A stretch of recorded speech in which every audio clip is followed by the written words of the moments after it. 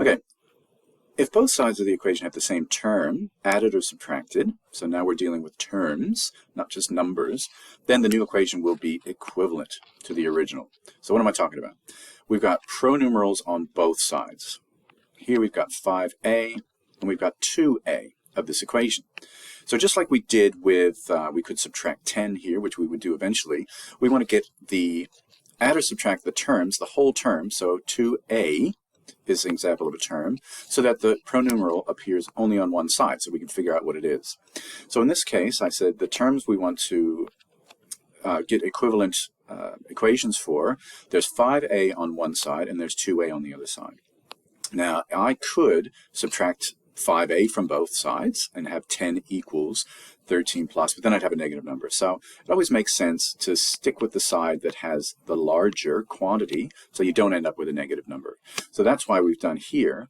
We're going to take away 2a from both sides. So 5a minus 2a gives us that 3a. Now we've got the a on one side, and we could continue by subtracting 10 from both sides.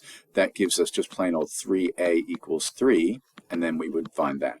But the whole purpose now is just to get the pronumeral on one side of the equation. And again, it doesn't really matter if it's left or right, but you want to go with the larger of the two. So here we've got essentially negative 3, because we're saying minus 3b, and positive 4b. So let's make this so that we end up with an equivalent fraction. If I add 3b, that will eliminate 3b from this side, but I also have to add it to the other side, which gives me then 7b plus 12. Then I would subtract 12 from both sides and then divide by 7 to get whatever the answer is for b. So let's have a look and try some. Solve the equation. I've got 7t. There are my two terms, and the 7 is larger. So let's see. It makes sense for me, from my point of view, to subtract 5t, not 5, 5t from both sides. And that'll leave us with 2t. We've still got the plus 4, but we don't have the 5t on the other side. Now, oh gosh, that looks terrible. That's a t. And then if I subtract 4 from that, that'll leave me with just 2t. But I also have to subtract 4 from the other side to make it equivalent. That makes it 6. And then I will finally divide by 2 just to get plain old t. I'll do that on both sides, and that gives me t equals 3.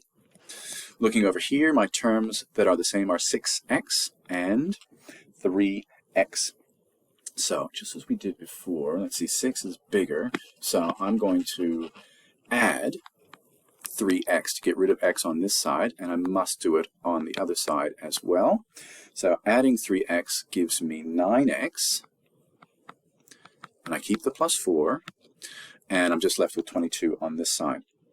I'm going to get rid of that positive 4 by subtracting 4 from both sides, and that leaves me with 9x, and if I take that away, what does that give me? 18. And I think you can see now that if I want 1x, I divide by 9, because 9x divided by 9 leaves me with just 1x, or x.